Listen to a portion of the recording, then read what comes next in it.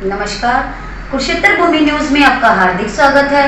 और आज हमारी टीम पहुंची है किलकारी चाइल्ड केयर हॉस्पिटल में और हमारे साथ लाइव और खास मुलाकात में है डॉक्टर तनुज अग्रवाल जी, जिन्होंने MD पेडियाट्रिक किया।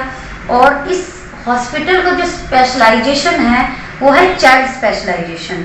और सर ने इसके साथ ही XPGI चंडीगढ़ से भी अपना एक्सपीरियंस लिया। और इसी तरह से कई ऐसे क्षेत्र हैं जहां पर अपने सर ने अपनी बेहतरीन सेवाएं देकर चिकित्सा क्षेत्र में एक नाम कमाया।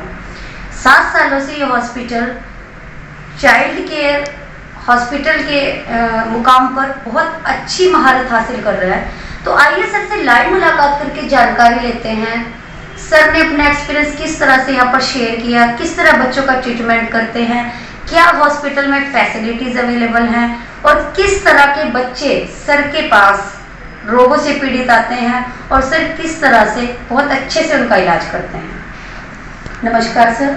नमस्कार, मैं डॉक्टर तनुज अग्रवाल किलकारी चाइल्ड केयर का डायरेक्टर हूं। और मैंने ये किलकारी चाइल्ड केयर दिसंबर 2014 में स्टार्ट किया था। इससे पहले मैं सरकारी अस्पताल सिविल हॉस्पिटल कुरुक्षेत्र LNGP में 9 साल काम किया। और उससे पहले मैंने PGI चंडीगढ़, DMC लुधियाना और मौलाना मेडिकल कॉलेज अम्बाला में अपनी सेवाएं दी। तो मैंने अपने हॉस्पिटल में यहाँ पे जो हमारे पास नवजात शिशु एंड चाइल्ड स्पेशलाइजेशन की सारी सर्विसेज उपलब्ध हैं। जो भी नवजात शिशु को समस्याएं होती है, जैसे कि सांस में दिक्कत आना, पीलिया जिसमें कई बार बच्चे का खून भी बदलना पड़ता है, जो टाइम से पहले बच्चे रहते हैं, pre term babies, very low birth weight और जिनका वेट 1 kg से भी कम होता है, उनको भी बचाया है। हमने उनको सारी सेवाएं दी हैं। इसके अलावा हमारे पास वैक्सीनेशन की सारी सुविधाएं उपलब्ध हैं, पेनलेस वैक्सीनेशन और पेन वाली वैक्सीनेशन, ये सब सुविधाएं हम यहाँ पे दे रहे हैं। तो सर एक चीज़ हम आपसे पूछना चाहेंगे, आपने अलग अलग क्षेत्र में अपना बेहतरीन एक्सपीरियंस दिया और वहाँ से बहुत अच्छी चीज़ें सीखी। तो आपके माइंड में सर खुद का हॉस्पिटल सेटअप करने का आइडिया कहाँ से आया और वहाँ से आपने क्या अच्छी अच्छी चीज़ें सीखी जो आप अपने हॉस्पिटल में अपने बच्चों के ट्रीटमेंट पर अप्लाई करते हैं? एक्चुअली मैंने जैसे यहाँ पे सिविल हॉस्पिटल में 2009 में ज्वाइन किया। यहाँ मैंने देखा कि हमारे पास पेशेंट्स तो बहुत थे जी। जैसे 6 घंटे की OPD में लगभग 150 से 200 मरीज आ जाते थे, बट हम उनको टाइम नहीं दे पाते थे। तो इसलिए वहाँ पे लिमिटेड समय होने के कारण लिमिटेड मेडिसिन उपलब्ध थी। हम देना चाहें तो उनको अच्छी सुविधा नहीं दे पाते थे, क्योंकि मैन पावर की कमी थी, कुछ मेडिसिन की कमी थी और भी काफ़ी सारी लिमिटेशंस होती हैं, क्योंकि डॉक्टर्स का आपको पता है डॉक्टर्स शॉर्टेज है सिविल हॉस्पिटल में। तो हमें बच्चों के उपचार के अलावा और भी बाकी emergency services, postmortem services, VIP duties और एक्स्ट्रा काफ़ी काम करने पड़ते थे। तो इसलिए मैंने फिर अपने हॉस्पिटल में ये सारी सुविधाएँ मैं दे सकता हूँ, इसलिए मैंने अपना यहाँ पे हॉस्पिटल कुरुक्षेत्र में स्थापित किया। तो सर आपने अभी बताया कि वैक्सीनेशन का भी यहाँ पर जो वैक्सीनेशन बच्चों की होती है बर्थ से लेकर और 16+ एज तक जो रहती है वैक्सीनेशन, उनकी बच्चों के लिए कितनी इम्पोर्टेंस है और वो किन किन बीमारियों से सुरक्षित रह पाते हैं इस वैक्सीनेशन के द्वारा। और एक साथ में सबसे जो मेन पॉइंट है सर, जो गवर्नमेंट स्कूल्स का वैक्सीनेशन रहता है न्यूबॉर्न बेबीज़ का और जो प्राइवेट में वैक्सीनेशन रहता है, उनमें कितना फ़र्क है या उनका क्या महत्व है सर? देखो, वैक्सीनेशन का महत्व बहुत ज़्यादा है। हम यहाँ पे न्यूबॉर्न से लेके 16 साल तक इवन एडल्ट वैक्सीनेशन भी करते हैं। सारी वैक्सीन्स जो भी अवेलेबल हैं, चाहे वो पेनलेस हैं, चाहे वो पेन वाली हैं, चाहे वो गवर्नमेंट की हैं या वो गवर्नमेंट में उपलब्ध नहीं है, वो सारी सुविधाएं देते हैं। वैक्सीनेशन जैसे हम बोलते हैं prevention is better than cure, वही वैक्सीनेशन की इम्पोर्टेंस है। अगर बीमारी होने के बाद ट्रीट करना और बीमारी ना होने देना, तो अब किसी भी पेरेंट से या किसी भी इंसान से हम पूछेंगे तो वो यही बोलेगा बीमारी हमें हो ही ना। आज की डेट में कोरोना वैक्सीन उपलब्ध है, तो हम चाहते हैं कि कोरोना वैक्सीन लगे ताकि हमें कोरोना ना हो, बजाय कि हम कोरोना का ट्रीटमेंट लें। तो इसलिए वैक्सीनेशन की काफ़ी इंपॉर्टेंस है। तो गवर्नमेंट में वैक्सीनेशन काफ़ी सारी उपलब्ध हैं, बट अभी 100% तो नहीं है। गवर्नमेंट के वैक्सीनेशन जैसे कि पीलिया है, काला पीलिया है, DPT है, काली खांसी है, निमोनिया है, रोटा वायरस है, ये सारी सुविधाएं हैं। इसके अलावा एक्स्ट्रा वैक्सीनेशन जैसे typhoid, chicken pox, hepatitis A, cervical cancer और फ्लू की वैक्सीन, जापानी बुखार की वैक्सीन, दिमागी बुखार की वैक्सीन, ये सारी सुविधाएं हमारे पास उपलब्ध है और ये हम रूटीनली सब बच्चों को ये वैक्सीनेशन देते हैं। तो सर जैसे मदर होती है, बेबी कंसीव करने के बाद 9 मंथ तक 3 सर्कल में अल्ट्रासाउंड करवाया जाता है डॉक्टर के सजेशन के हिसाब से। तो सर ये जो 3 पार्ट में अल्ट्रासाउंड किया जाता है, करवाया जाता है प्रेग्नेंट लेडी का, इसकी कितनी इंपॉर्टेंस और क्या रहता है सर? इसमें फर्स्ट की क्या इंपॉर्टेंस है, सेकंड और थर्ड की क्या रहती है सर? देखो, इसमें 3 बार अल्ट्रासाउंड किया जाता है। फर्स्ट अल्ट्रासाउंड करने के लिए just to confirm the pregnancy, सबसे पहले तो प्रेगनेंसी कंफर्म करते हैं। सबसे ज़्यादा इंपॉर्टेंट है लेवल 2 अल्ट्रासाउंड या सेकंड अल्ट्रासाउंड, जिसमें कि हम स्कैन करते हैं कि सारी जो बच्चे के अंग हैं, सारे ऑर्गन्स हैं वो फुली डेवलप्ड हैं, उनमें कोई नुकसान तो नहीं है। जैसे कई बार बच्चों में देखा गया कि हार्ट इफेक्ट्स निकलते हैं, हार्ट में दिक्कत होती है या कोई ब्रेन की एनॉमलीज होती हैं, कोई अंग पूरे नहीं बने होते।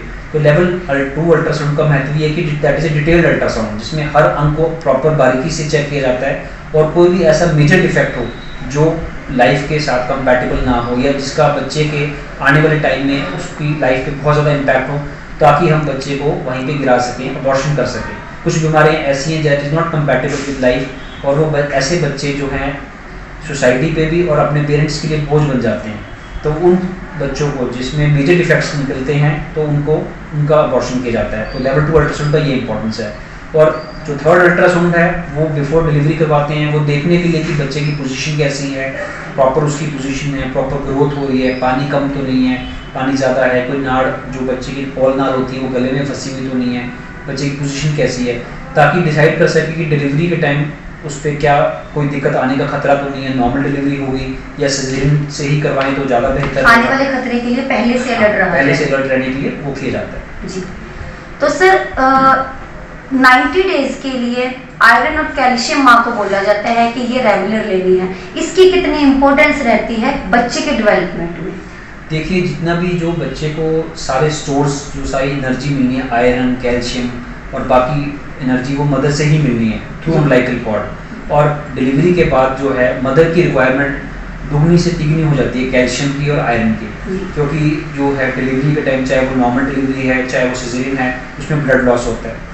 और डिलीवरी के बाद बच्चे को दूध पिलाना है माँ ने, तो कैल्शियम की रिक्वायरमेंट बढ़ जाती है। इसलिए जो आने वाले टाइम में नेक्स्ट 3 मंथ्स के लिए मदर को कैल्शियम और आयरन लेना बहुत ज़रूरी है, नहीं तो मदर में एनीमिया हो जाएगा, विटामिन डी डेफिशिएंसी हो जाएगी, हड्डियाँ कमज़ोर हो जाएंगी।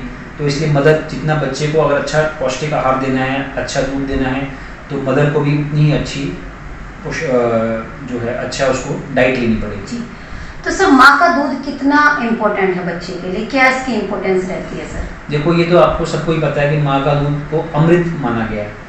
माँ के दूध में सारी चीज़ें हैं जो कि बच्चे को ग्रोथ के लिए चाहिए फॉर फर्स्ट। जैसे आजकल की जैसे ट्रेंड है, जो अपने पुराने लोग हैं वो ये कहते हैं कि भी जैसे ये दूध नहीं देना चाहिए, मतलब डॉक्टर के सजेशन के हिसाब से बहुत ज़्यादा जागरूकता है, फिर भी कई जगह देखा जाता है कि इस चीज़ को इतना वैल्यू नहीं देते। इसकी कितनी वैल्यू है? देखो, इस बारे में मैं ये कहना चाहूँगा कि जब बच्चा माँ के पेट में होता है तभी हमें माँ को जागरूक करना है, उसको इम्पोर्टेंस बतानी है ब्रेस्ट फीडिंग की। क्योंकि जब बच्चा डिलीवर हो जाता है उसके बाद माँ को हम बोलते हैं फीड कराओ, तो माँ पेन में होती है, माँ इतना नहीं सुन पाती इस बारे में। तो जब बच्चा माँ के पेट में होता है during pregnancy, we should tell the importance of breast feeding. Mother को इस बारे में बताना है कि माँ का दूध बहुत ही इंपॉर्टेंट है और ये संपूर्ण आहार है पहले 6 महीने के लिए। It is a complete diet for the baby. इसमें एडिक्वेट मात्रा में कैल्शियम, फॉस्फोरस, आयरन सारी चीज़ें होती हैं, और इसके अलावा इसमें एंटीबॉडीज़ होती हैं जिसके कारण बच्चे को जल्दी से कोई संक्रमण नहीं होता, बच्चे को कोई इन्फेक्शन नहीं होती। और जो शुरू में फर्स्ट मिल्क जिसको हम बोलते हैं कोलेस्ट्रम, उसमें बहुत ज़्यादा एंटीबॉडीज़ होती हैं जो कि बच्चे को जितनी भी बीमारियां हैं उनसे बचा के रखती हैं। तो मैं ये बार बार मदर को कहूँगा कि फर्स्ट 6 मंथ्स के लिए सिर्फ माँ का दूध ही देना चाहिए, इनफैक्ट उसको पानी भी नहीं देना चाहिए। आजकल काफ़ी ये देखा गया कि मदर कहती है जी बच्चा सो नहीं रहा या बच्चे को पूरा दूध नहीं पड़ रहा, और वो ऊपर वाला दूध शुरू कर देते हैं। It is a vicious cycle. एक बार अगर ऊपर वाला दूध शुरू कर देते हैं तो फिर वो मदर का फीड ऑटोमेटिकली कम हो जाता है। तो इसलिए मैं यही कहूँगा कि फर्स्ट 6 मंथ्स तो exclusive breast feeding should be done.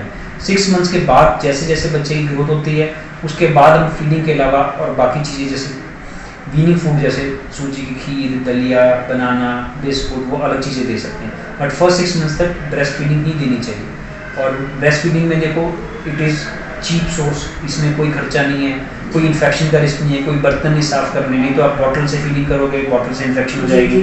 चाहे वो फॉर्मूला फीड है, चाहे वो काउज मिल्क है, उसके अपने फ़ायदे नुकसान हैं। तो breast feeding is best for the baby, it is a complete diet for the baby. Very good, बहुत अच्छा सर आपने बताया, जानकारी दी हमें बच्चे से रिलेटेड। तो सर कोविड-19 की वजह से जो लोगों का घर से निकलना था, चाहे वो बच्चों का हो अडल्ट का हो, बहुत कम हुआ स्टार्टिंग में जब कोरोना देश में आया। तो सर उसकी वजह से बीमारियों पर, जो बच्चों की बीमारी दर थी उस पर कितना फर्क पड़ा, उसमें कुछ कमी आई है सर? देखो कोविड-19 के कारण बच्चे जो हैं वो घर से बाहर नहीं निकल पाए। कुछ चीज़ें इसमें अच्छी हुई हैं, कुछ चीज़ें बुरी हुई हैं। अच्छी ये हुई कि बच्चों बाहर का घूमना फिरना, बाहर का खान पान, वो चीज़ें कम हो गई हैं, सोशल डिस्टेंसिंग बढ़ गई है और बच्चों का बाकी फ्रेंड्स से मिलना और बाकी गैदरिंग्स, सब इंटरेक्शंस कम हो गई हैं। तो उससे थोड़ी बहुत हमने ये देखा गया कि जो कफ की प्रॉब्लम थी, खांसी जुकाम की प्रॉब्लम थी, जो वायरल इन्फेक्शंस थी वो कम हो गई हैं।